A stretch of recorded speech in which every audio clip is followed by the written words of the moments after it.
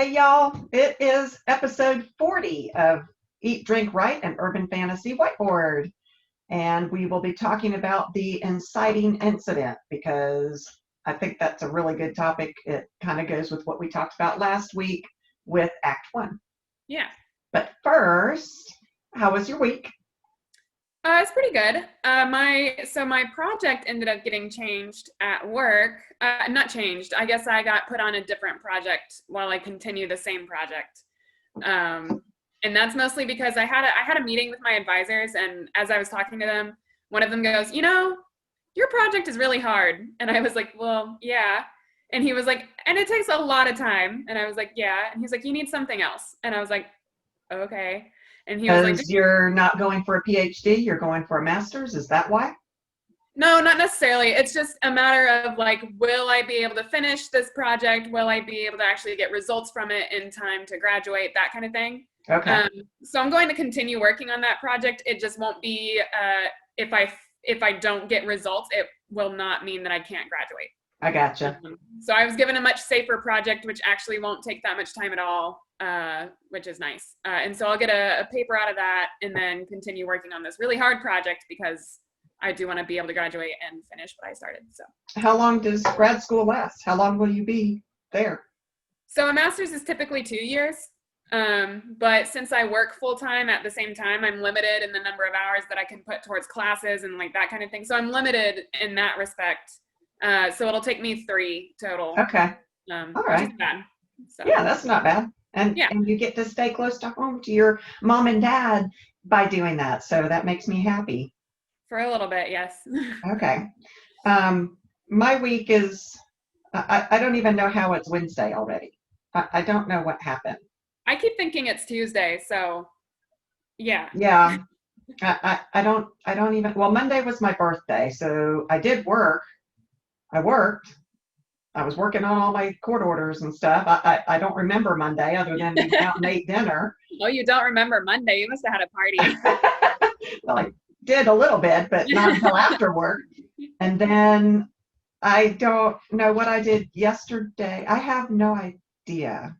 Huh. And then today, during lunch, we go upstairs and make sure that Riley has lunch for her lunch break at school. And then we usually watch a show, a recorded show or something. And we watched Married at First Sight, which is something that we're addicted to. Right. And when it was over, the Braves were on TV. And I was like, oh, this is cool. It was the 9th inning. It was 0-0. It was the bottom of the 9th. And the Braves were up. And I was like, I'll just watch the end of this game. That would be cool. Because it's the wild card game. So right. It's best out of 3. And this was game 1. They went 13 innings. They did win it. They won it in the bottom of the 13th, but I kept looking at the clock going, we've got a podcast tonight. We've got a podcast tonight. I don't know quite when I'm going to do my research. So well, I'm glad you made it. Me too. That was today. I don't know what I'm doing. The week after court, I'm pretty useless anyway. Yeah. It takes my brain a while to calm down. Yeah. And then having a birthday thrown in there kind of messed everything up. Throws a wrench in things. Yeah. So what are you eating and drinking? So I'm not going to eat it during the podcast because it's loud, but I got jalapeno cheese dip with chips. So that's my food. Nice. And then for my drink, and I think I must have had some of yours at home one time because it's the Monk's Blend tea. From the Peacock Tea Room. Yes. And I thought I know I've had it before, but mine was unopened, so I must have had yours or something like that. I think so. I've got the Monk's Blend here. Gotcha. So, then that's what I'm drinking, and I put honey in it, so it's nice and sweet and delicious. So it's good. Yeah, I had tea earlier today, and I did something different. I wanted mint tea, but the mint tea doesn't have caffeine. Yeah. So I mixed a English afternoon tea bag with a mint tea bag and let it steep, and it was actually very good. So I'm kind of now concocting my own tea blends. That's nice. I like that. I have to have caffeine, so I'm just gonna blend it.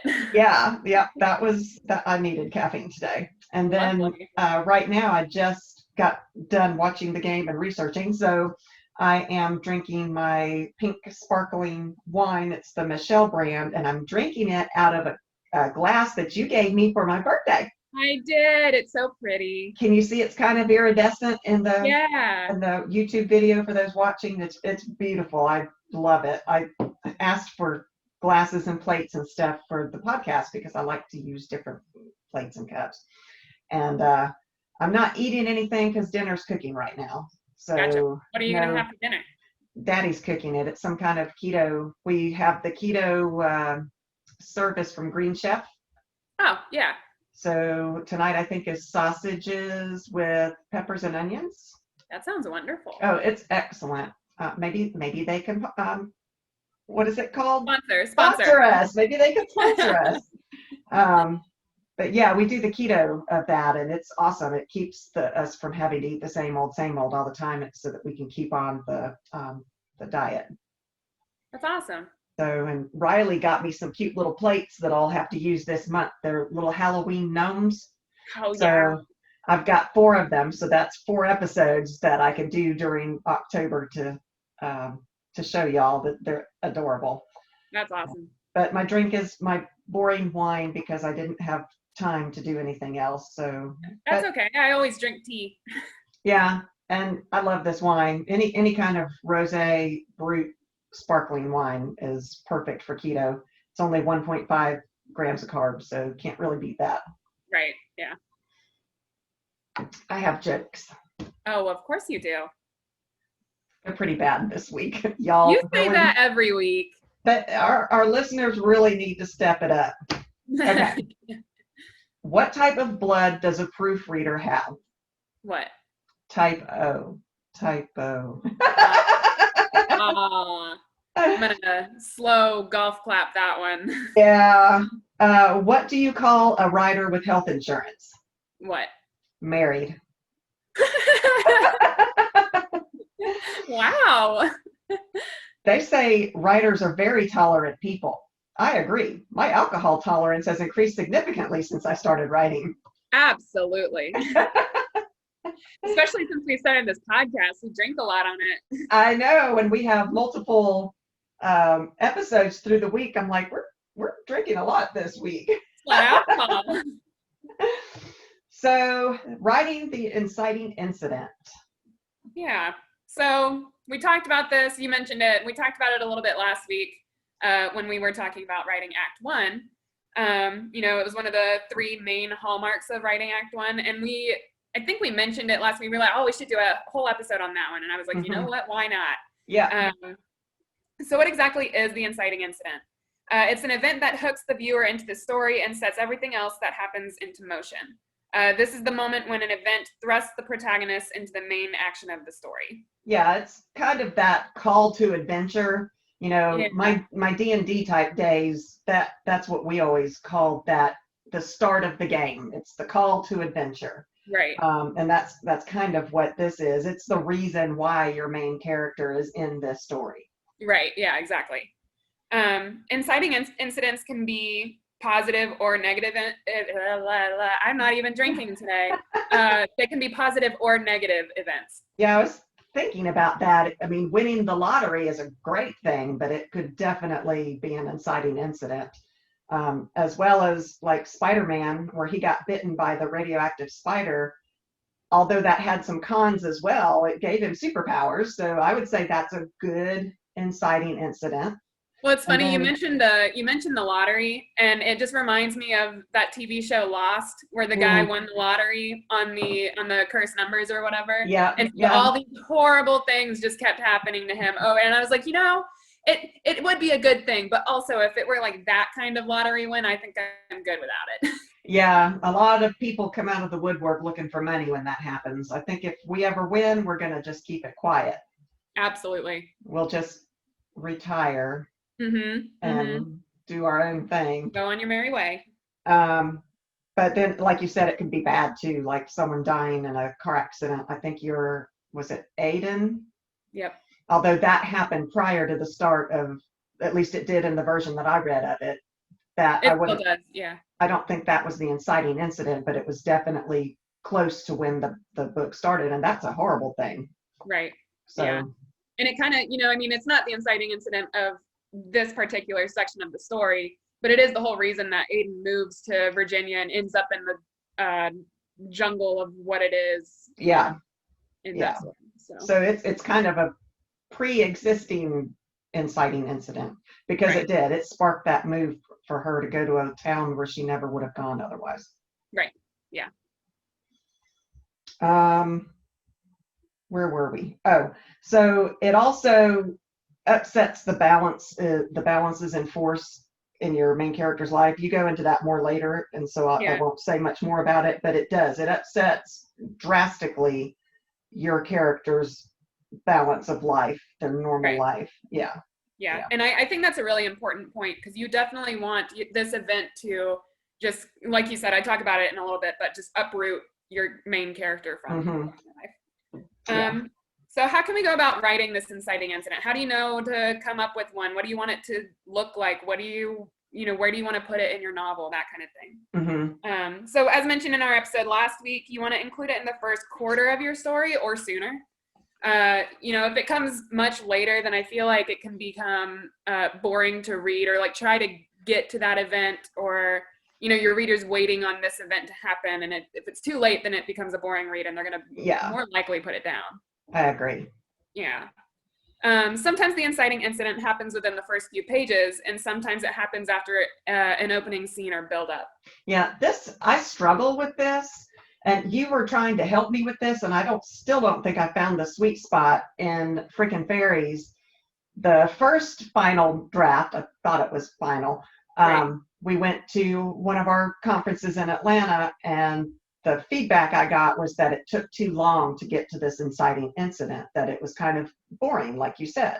Right. So I still had an agent ask for it, and I thought, well, I'll change it up. And so I made it go too soon.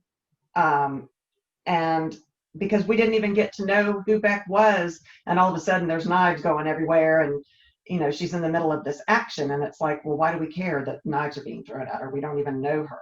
Right. So I struggle with this. So I'm about to rewrite that beginning part again, and hopefully that will be the sweet spot, and I'll finally have the proper place for my inciting incident. Yeah, definitely. I'm going through the same kind of thought process on my Ara series. I don't remember if you ever read the beginning of that one. It's one that I've been working on for. I read a version of the beginning. It's pretty much the same. Okay. For the most part, I might have changed like sentence structure, like that kind of thing. Okay. But for the most part, like within the first 2 pages, my inciting incident occurs. So I go back and forth on whether or not I need to go in and add another scene ahead of time before, so that we get to know Kat and like know who she is before this thing happens. The version that I read of it drew me in. I don't think it was too soon.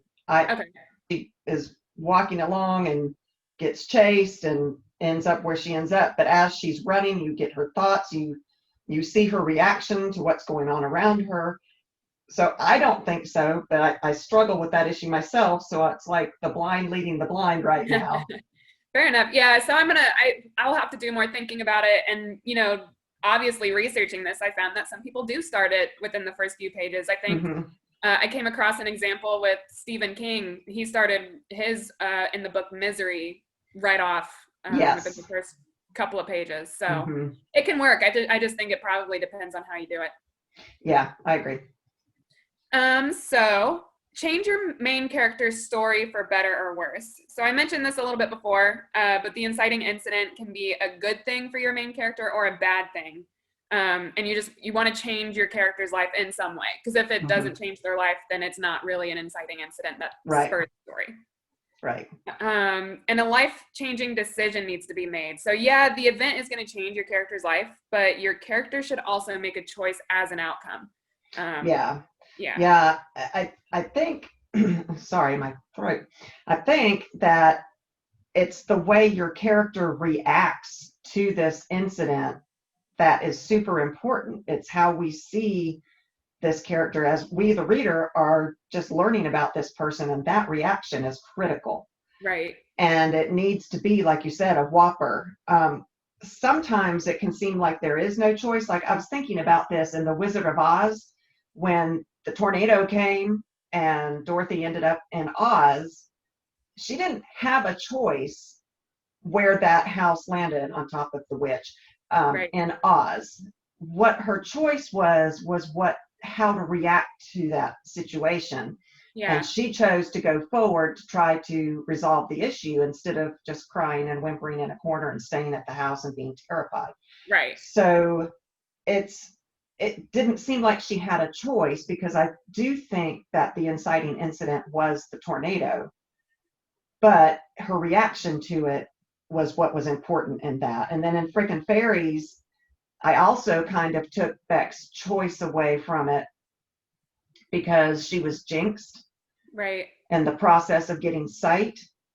But I also like to think that she's the kind of person who would have helped these fairies anyway. Yeah. Um, and she had a choice. There were just adverse things that happen to her if she doesn't help them. But Beck is the type of person who would want to help them anyway. I think she would. Yeah, I absolutely think she would do it anyway, because she is also very headstrong and very much an empathetic character. Yeah. So she's Yeah. more likely to just jump into the fray rather than be like, oh no, I'm not going to get involved with this. I think she's more likely to be head And first. these fairies are like little children and they're being hurt. And so she can't just sit by and go, well, it's your own problem. She's not that person. Right. And so even though her choice was kind of made for her, she had to go for and help them. I think that she would have anyway. And the inciting incident itself, this getting of the sight, changed her world forever. You can't unsee the Fae. Once you see them and you know this magic is out there, you see it. I mean, she can't go back to just being a normal bookstore owner. Right. And then last week I talked about The Hunger Games, which I think is a really good book to talk about these parts. The author did a really good job. And if Katniss hadn't volunteered as tribute to take her sister's place, the whole story wouldn't have happened. Right. Yeah. I mean, it just wouldn't. And that was a choice. She had a choice to either let her sister go off and die, or the choice to step up. And that kind of gives me goosebumps, that she made that choice to save her sister and go and die. Basically, that's what happens when you go to the Hunger Games. You die. Absolutely. And also, just as a note, this happened in chapter 2. Yeah, so that's a really good point.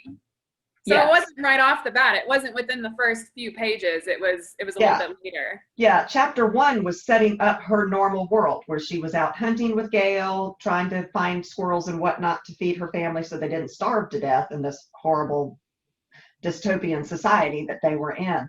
That was all of chapter 1, setting up her normal. Chapter 2 was where the inciting incident occurred. So there is no right or wrong. It does need to be within the first act for sure, probably sooner rather than later, like you said. Yeah. You don't have to make it like I did in my second final draft on the first page. Right. Yeah. And you don't have to make it too late like I did in my first final draft. I mean, it's just there is a spot. Yeah, there is a sweet spot. And I think the more we write, the better we will get at figuring that out. Yeah, I think so too. And like you were talking about the decision, it's the whole point about this decision, the story happens because of that decision. Right. There would be no story otherwise. So when you're writing your inciting incident, keep that in mind. That's crucial. It's not going to be a proper inciting incident unless this decision is what makes that story. Yeah, I think that ties into character agency, which we could probably do a whole episode on, just in terms of your character driving the story, your character making choices and not being passive. So that'd be a fun episode to do sometime.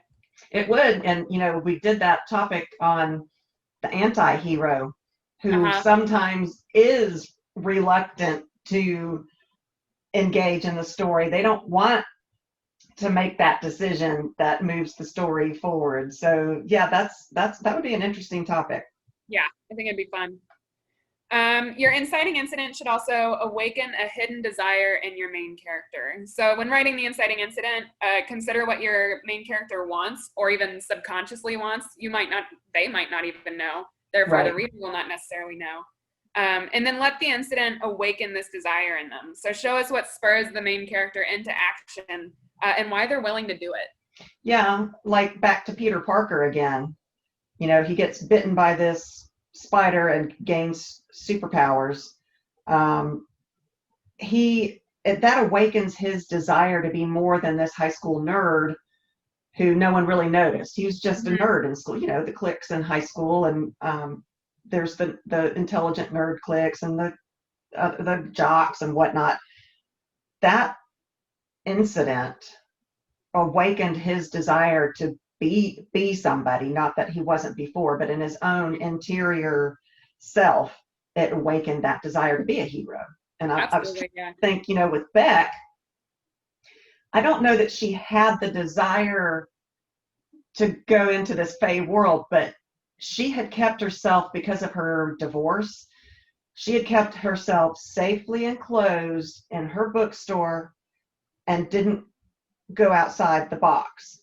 Yeah. And I think even though it might not have been what she outwardly thought she needed, I think it's definitely what she inwardly needed. She needed to go back to living her life again. And she had locked herself away into this safe spot and wasn't really living life. Yeah, I was thinking about it with Mac too, because the inciting incident there is where obviously this guy has kidnapped a kid with magic, and so now she realizes she's not the only one with magic anymore. And so her desire has always been, I want to know more about me and why I can do the things that I can do, because I've never met someone else with magic. And then suddenly, yes, there is this dude who's got magic, except he's kidnapped a kid with it. So it's so it's an interesting. And her decision was, I ignore it and pretend like it doesn't exist, or I go headstrong into it when I already know the cops suspect me, right, and try to deal with it. So that gives us insight into Mac's character, and we as the reader are like, I like this chick, let's see what she does. Whereas if she ignored the child being kidnapped when she might have the power to do something about it, we would be going, what's wrong with you? Right. So that choice of hers, that internal decision, I think awakened her desire to, like you said, to know other people with magic, to find out more about herself. But I think it also awakened her protective instinct. I agree. Which is what got her in trouble to begin with. She saved the guy in the beginning because of her protective instinct. And I don't think she can help herself. Right. No, she absolutely can't. I've already started book 2. She already is in some shenanigans because of who she is. Of course. I love her. Yeah. She's great. Work backwards from your climax, which I thought this one was really interesting, especially as a plotter, because I do a lot of the time picture what happens in the end before I ever get there. Almost all the story events in your story from the inciting incident onward is going to build towards that climax. And so knowing where you might end up can help you plan how you want to write that inciting incident. Yeah, like, okay, so in Hunger Games, the end, how it wants to end. Someone has to win the games and whatnot, and there's going to be characters there that have to help or not help or whatever. So if you know that, then you can work backwards. So the whole point is someone's got to win this game, so we've got to get her there. And so the inciting incident had to be how she got into the games. Right. So you could have worked, and maybe this is how that author did it.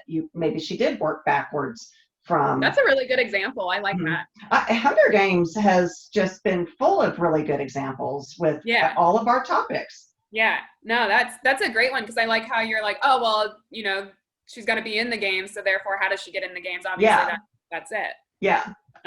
That's super cool. But this can also be a good way to look at your story once you've finished a draft for those who are pantsers. So, Me. Yeah, because if you're not a plotter and you don't exactly know where you're going to end up, I think it's totally fine to look at your entire draft as a whole and see if your inciting incident makes sense. Yeah. I think reach that. That's a way to double check how, what it is. And you might need to go back after you finish your first draft, for those of us that are pantsers, and you might have to change it. You might have to change it totally, because what you thought was going to happen didn't happen because your characters took off on their own and fell in love with each other and did things like in Kata's story that you didn't expect. Right. Although that inciting incident didn't change. I just didn't expect the ending that happened in that one. Yeah. Yeah. Force your main character to react to the inciting incident, which we Mm-hmm. talked about a little bit Mm-hmm. before. Yeah, it goes back to what I said earlier about having them make a decision. Yes. Because this event is supposed to throw your main character's life out of balance. So they shouldn't be able to go on with their normal everyday life. Like Mac can't go on and continue to just be a chef while this guy is running around her city and doing hectic things. And hurting children. Right. And then like the Hunger Games example, how would Katniss live with herself if she just said, sorry, sister, sorry, Prim, have a good time, good luck. Right. She couldn't go back to that. And then once she made the decision to volunteer for tribute, she couldn't go back from that either. They take you and they stick you on a train and you're going to go and fight in these games. Right. So yeah. You had one more little point there. Oh yeah, the reactions, and I think I might have said this already, but helps you as the reader learn your character. Yeah. Whether it's going to be an anti-hero like we've talked about or a hero, it helps us, their decisions and their reactions and these choices help us see who they are. Which is honestly my favorite part of reading any story. I think I love inciting incidents because it does force you to see, oh, what is this character made of? Mm-hmm. Who are they, and what are they willing to do in terms of this big event that's just happened to them? How do they react to it? Do they go into it fighting, which I love, or do they, decide to turn their back on it? Which again, I might love. Like that's true, and like Beck, not only is there the initial reaction of, do I help or do I not help? But Beck is so She's weird. Special. Yeah, she the way she chooses to help is like, okay, that's not quite what I would have done, but I hope that works out for you, Beck. Right. So, and that helps us get to know the characters as well. And I love her. I find her fascinating. I'm like, what's she gonna do next? Because she does write herself. Right. So it does help the reader get sucked into the story even more and to love your character or hate to love your character, whatever it is that you're going for. Right. Yeah, absolutely. Yeah. Make the inciting incident absolutely memorable. I love this one. Make it big, shout it to the sky, make your reader remember it long after it happens. Make sure that they can pinpoint right where the story kicks off. And I think that is critical to any inciting incident. The Hunger Games again, I will never forget. And I mean, how many people, it became a thing. You said it last week. I volunteer for tribute. Uh-huh. I mean, there were memes about it. There were kids in school, who's going to answer this question? I volunteer for tribute. I mean, right. That it affected so many people. I mean, what a true inciting incident that was. That you talk about big, that was big. That was big. It was big. And yeah, people get that as like tattoos and like all that kind of stuff. Yeah. It's a huge event. Yeah. And arguably the biggest event of the entire series since it does kick it off. How cool would it be to have one of our books create that kind of reaction in the masses? How cool would that be? That'd be pretty awesome. That would be awesome. Yeah. Oh, I had another thing. Sorry. I haven't had a lot to drink. I guess being on keto, I get drunk really fast. I'm a cheap date now. Your daddy's happy. Yeah, I bet. Give your incident urgency. That was kind of the vein of what we were talking about. And right. Frickin' Fairies. That's a good word to it. It is. It needs to be urgent. So in Frickin' Fairies, Beck gets pulled into this with the fairies, and there are knives throwing, that someone is trying to kill these little children fairies. Yeah. And Beck is right in the middle of it. A knife gets thrown right past her head. And so there is an urgency with her trying to help these kids to make that decision to step into that world and help these kids, although they gave her the sight, so they didn't really give her much choice. But once she saw, the monster that was there, she could have said, oh, heck no, and taken off and run. Sorry, kids, but I'm out of here. And she didn't. Yeah. in fact, she pushed them behind her to try to protect them from a monster. Right, right. So there was urgency. She didn't have time to go, what should I do? Because there were knives being thrown everywhere. So Yeah, urgency absolutely. is a good thing to have in your inciting incident. Yeah, I think another good way of putting that would be to say to, raise the stakes in this event. Yes. Make it so that, like you said, knives are being thrown everywhere, or if they do turn their back on this, something bad happens, or whatever. Mm-hmm, mm-hmm, Raise the stakes, mm-hmm. and then also start a conflict with it.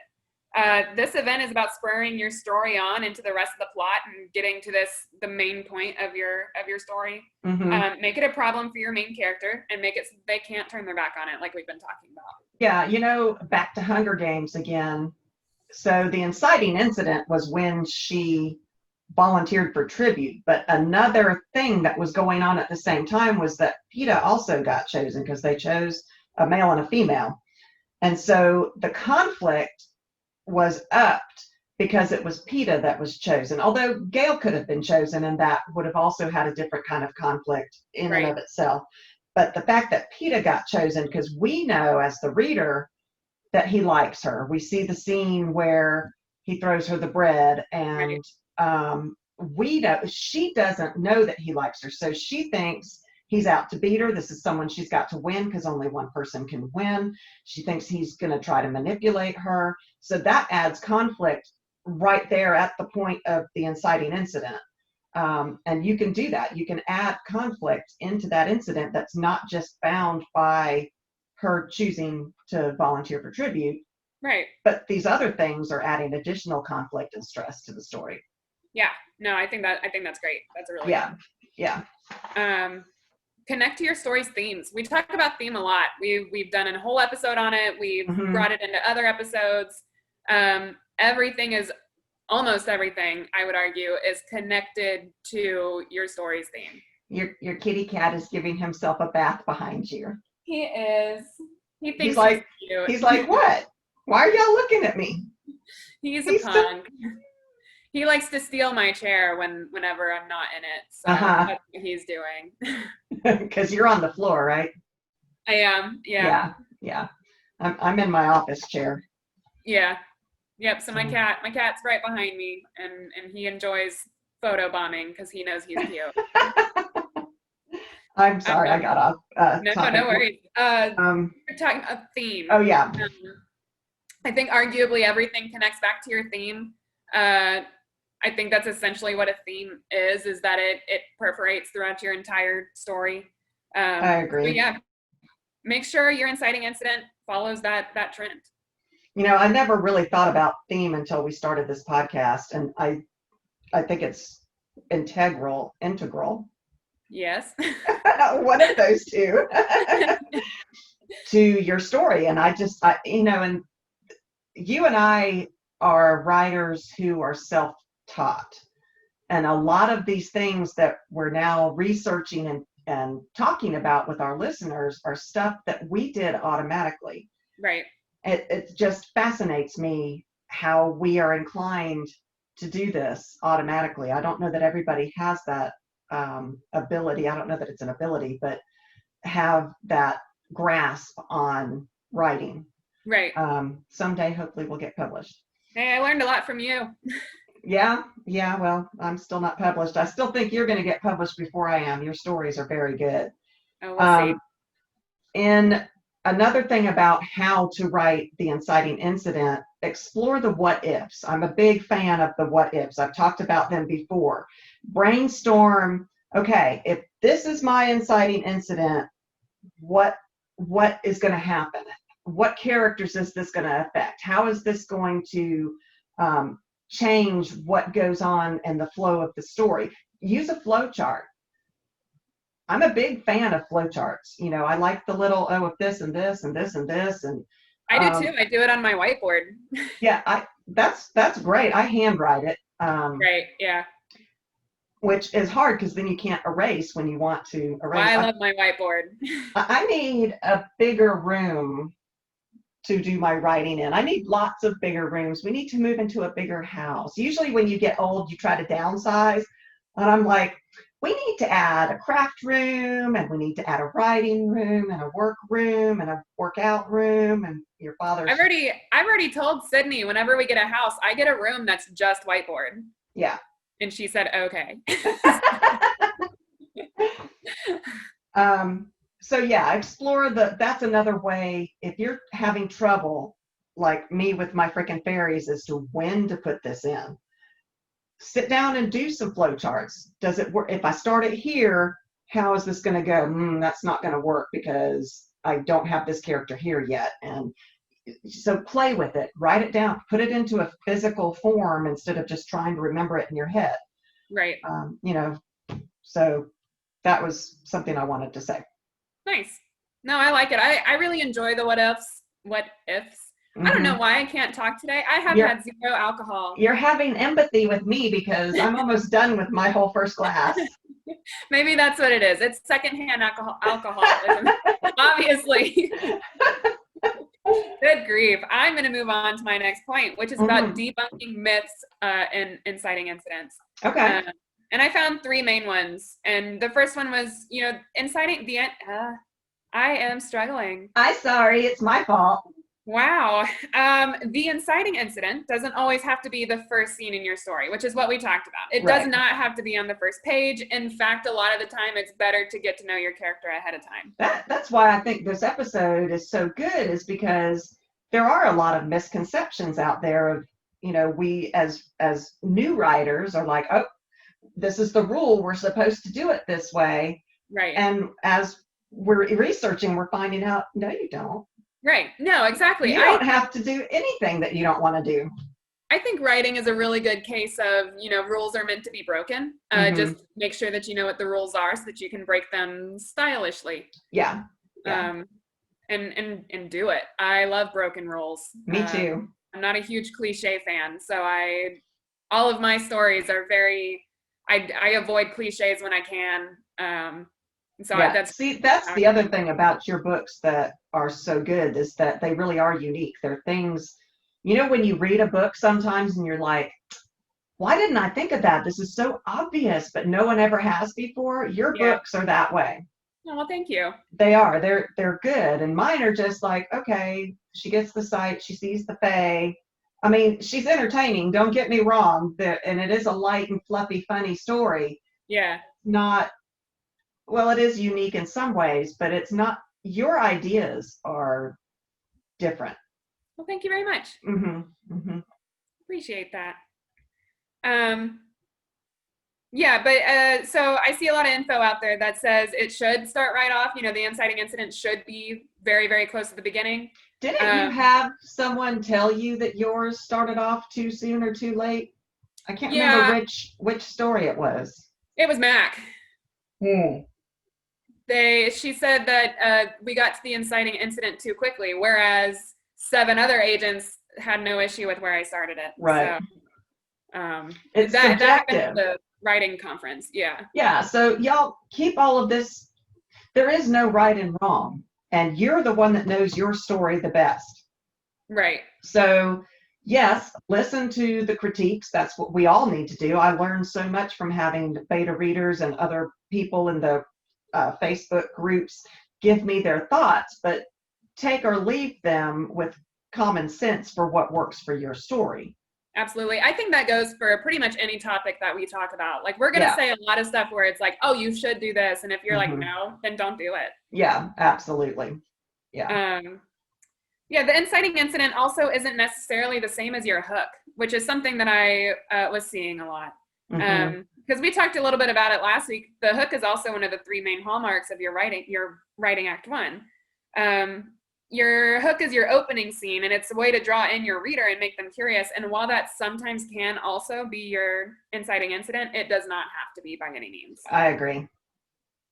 And then the inciting incident can answer questions, but it can also raise questions. So it doesn't have to keep everything a mystery. In fact, I've seen a lot of incidents where it actually clarifies something for your reader. You're answering a question with this incident, and then your main character is like, ah, that's what this has meant my entire life, and now I Yes. understand. Yeah. So, Good point. For example, with Mac, like when someone else uses magic, we now know that she isn't the only one.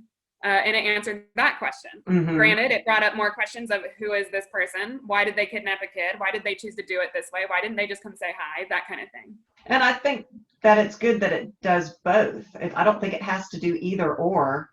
I I agree. don't think it has to answer a question or raise questions. I think it can answer some question and also raise new questions. Yeah, I think the main point is really just to get your main character to follow a path into a story. That is the whole point of this inciting incident. Yeah. So. Yeah, agreed. And then just a couple of examples of an inciting incident, which we've talked about the Hunger Games throughout this entire episode, but also Hagrid telling Harry that he's a wizard. Oh, yeah. Mm-hmm. Which, also in Harry Potter, he was experiencing magic by accident before anyone told him he was a wizard, like the glass with the snake, that kind of thing.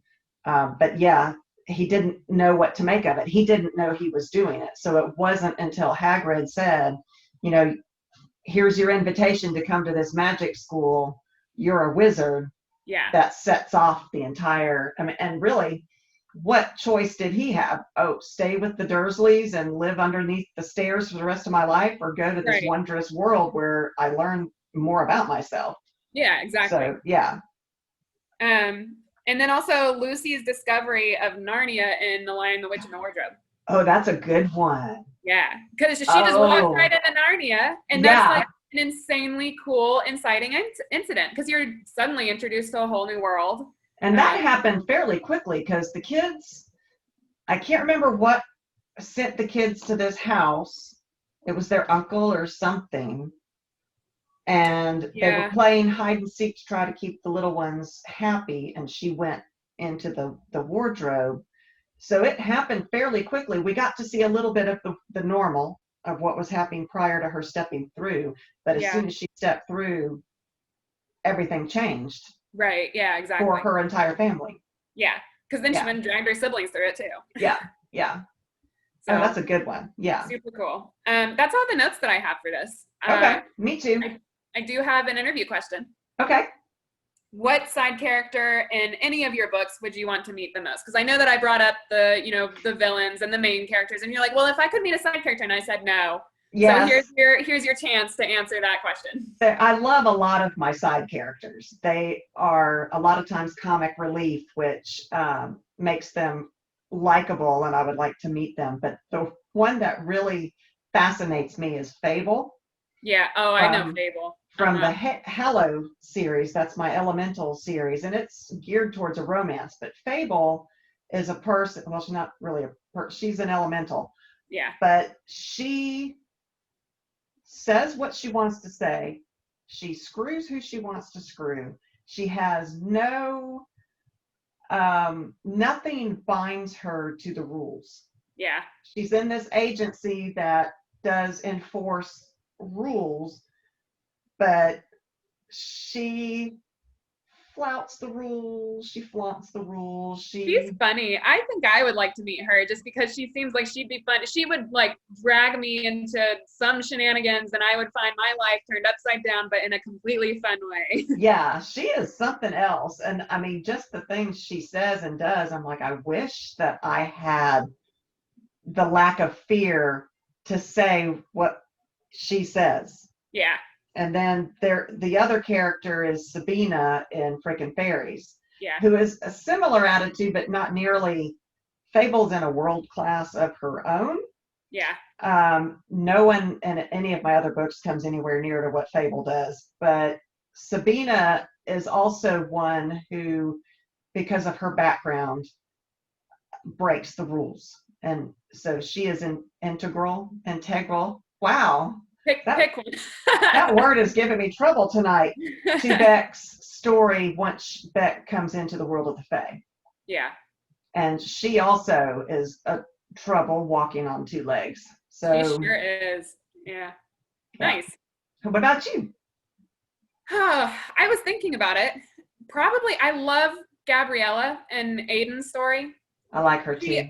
her sense of humor is just very dry. She's a very dry-witted person, but she's funny to me. Mm-hmm. So I would love to meet her. She would be a trip. I don't think she would care much about me, but I think she would just be interesting to meet. I think you're Um, right. Otherwise, I can't decide. I don't really have other characters that I would like super duper just like want to meet. You know, I would love to meet Monroe. He seems like he'd be a trip. Mm-hmm. He'd be a lot of fun. Uh, but yeah, so probably Gabriella would be the one that I want to meet the most. I like that. That's a good choice. She would Yeah, scare me though. she's something else. She also ends up as a love interest, so I don't know. You know, does she count as a side character kind of Yeah, thing? yeah.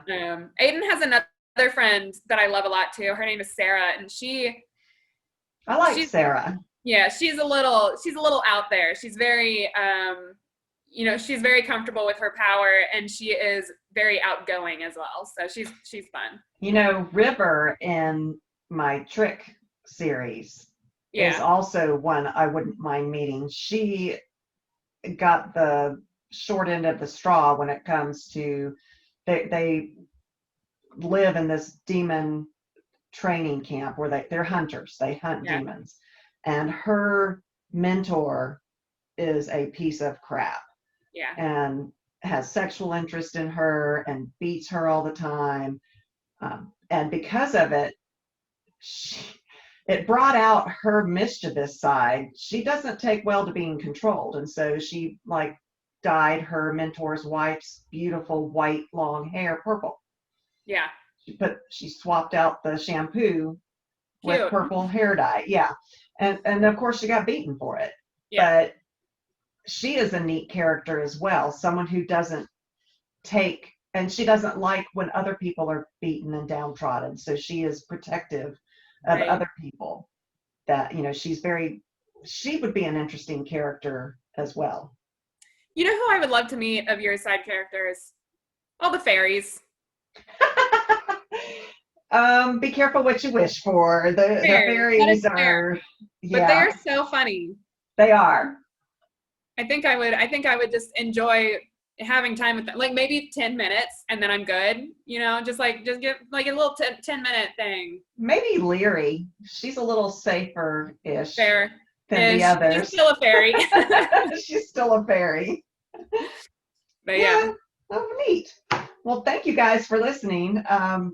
We come check us out on our website, which is eatdrinkrightpodcast.com. You can find any way to contact us there. Tell us jokes, tell us what you want us to talk about, tell us if you disagree with us, tell us if you have other ideas about any of our topics. We'll be glad to talk about you online and say, so and so says that this is what they do. You know, writers, journals, anything that you've got, let us know and we'll share it with all our listeners. Did I leave anything out? I don't think so.